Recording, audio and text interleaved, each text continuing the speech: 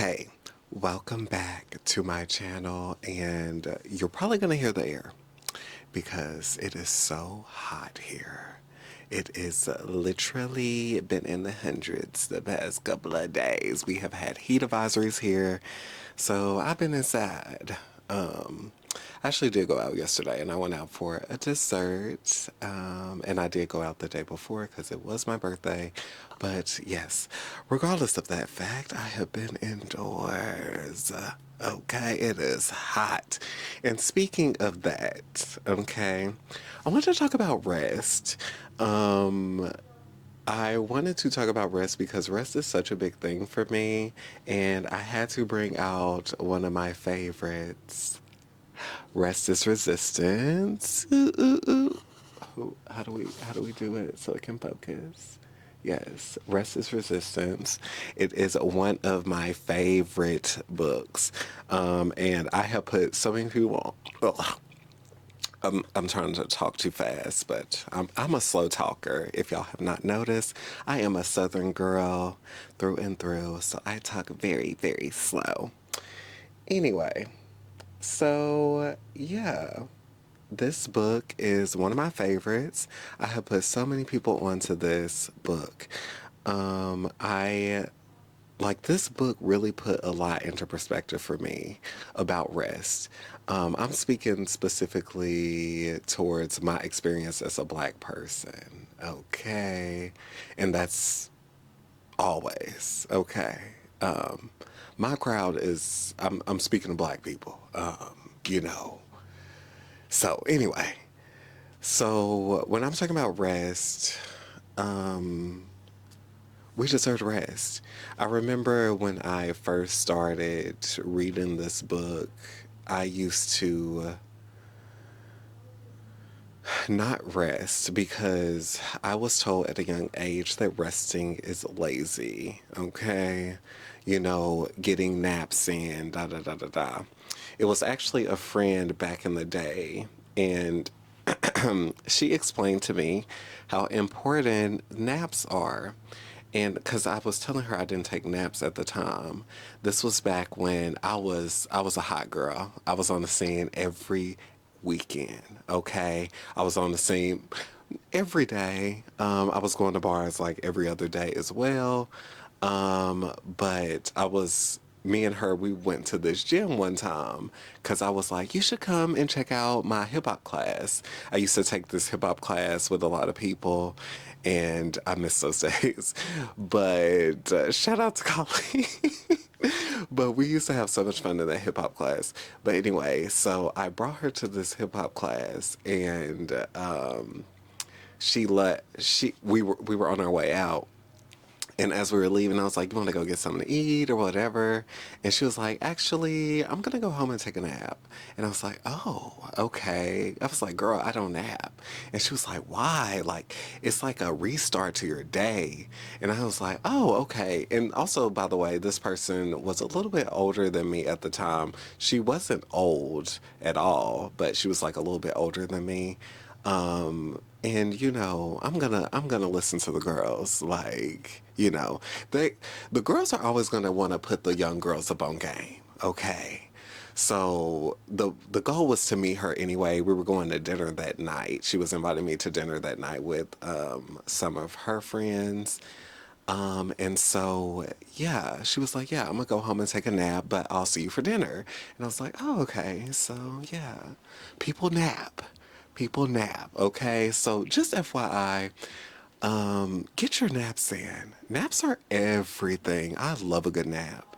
My nap window, though, is like from 12 to 2. And sometimes when I feel like I miss that window, I cannot take a nap because if I take a nap too late in the day, I'll be up really late at night. I'm also a early bed goer. I go to bed very early. Yeah. And I wake up very early. It's like I go to bed with the sun, I wake up with the sun type shit. Okay. But anyway, get your naps in, get your rest. But I had to bring this book out because me talking about rest is so important to me. I talk about it all the time. Okay. I don't think y'all understand how much I talk about rest. It was this interview. In every interview, I talk about my bed because my bed is everything to me. Okay, this is why I think it's important to invest in a very expensive bed. Okay, yeah, and I do know it's a privilege to have a bed, but my bed is where I get so much work done. It's where I learn about myself. It's where I rest. It's where I have pleasure. Okay. Like the bed is everything. My bed is my safe haven. I said this one time in an interview and like everybody started to laugh because I be dead ass. Okay. Ain't no jokes. My bed is my safe haven. All right. Um, but yes, rest. Yeah, with resting, I noticed one thing that really got me into resting was going through like cancer, and yeah, that really helped me a lot actually, because I remember when I was in the hospital, which was like every other week, and I had to be in the hospital for a whole week.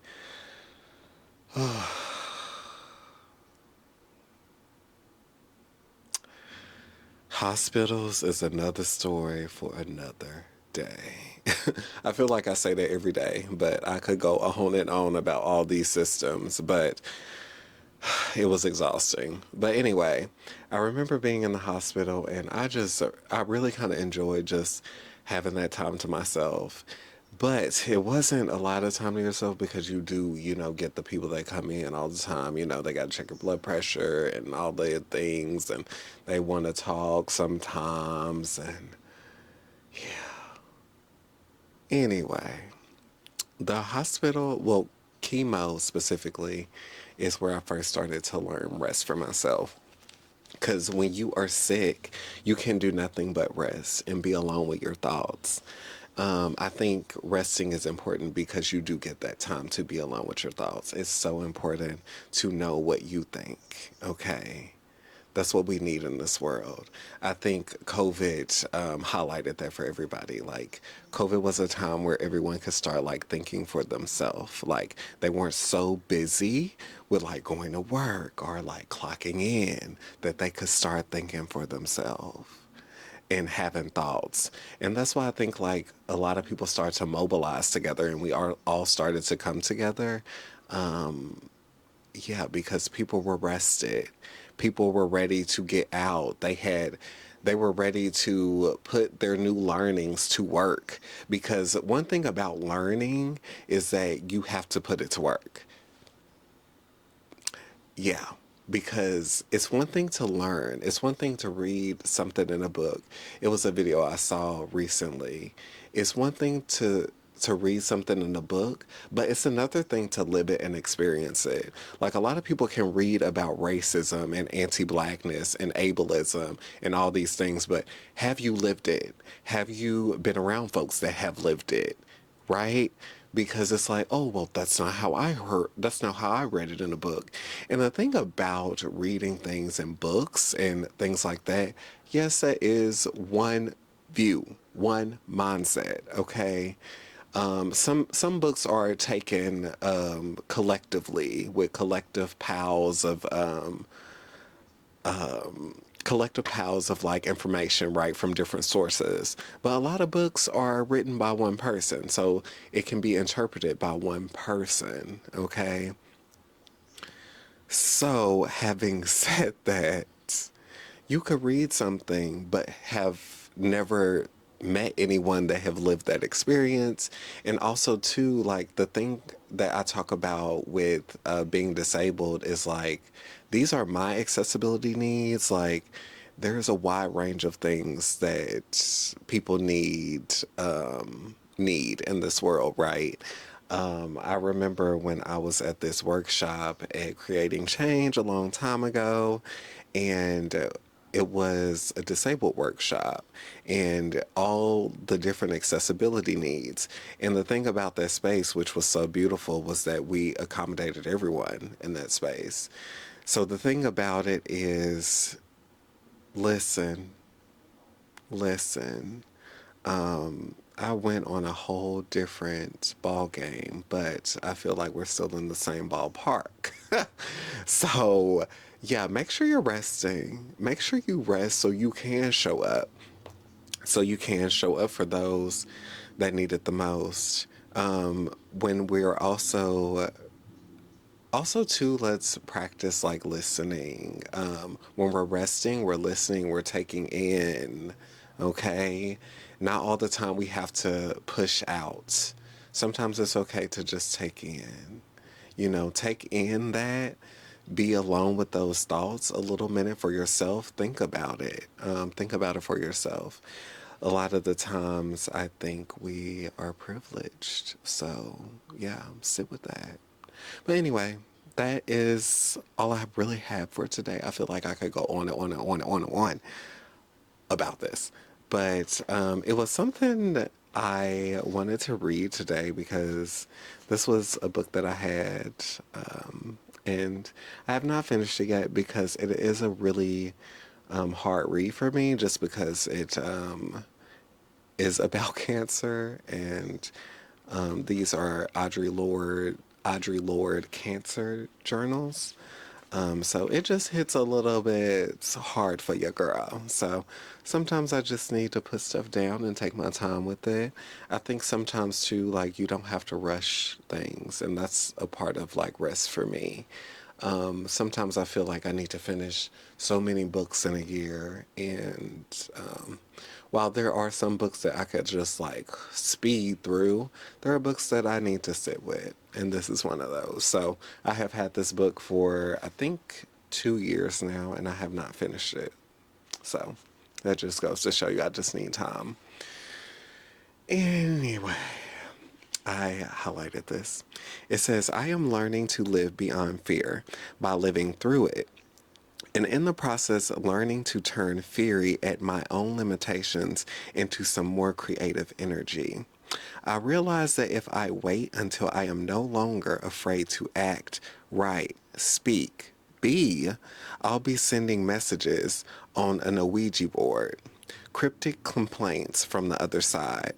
When I dare to be powerful, to use my strength in the service of my vision, then it becomes less important whether or not I am unafraid. Yeah. I think sometimes I live in a lot of fear. And fear goes against my intuition all the time. My intuition be telling me to do stuff, and my fear is like, hold on, girl. Do you have this set up? Do you have this? And sometimes it's just like, listen to the intuition. Because something happened recently where I should have listened to my intuition, and I knew. I knew this. That's why when I listen to myself, I'm at a whole nother level.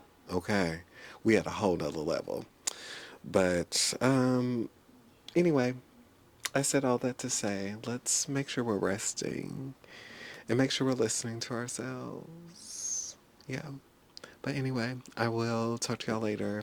Happy day 3 for me. I will see you all back for day 4. I think, is it day 6 maybe? Ooh, Sunday, I think it might be more of a vlogging style because we are going to be doing a show. So I might take y'all along with that on like how I set things up, etc. It's a lot of work, but I do have help and I do have a team. So anyway, see y'all next time. Bye.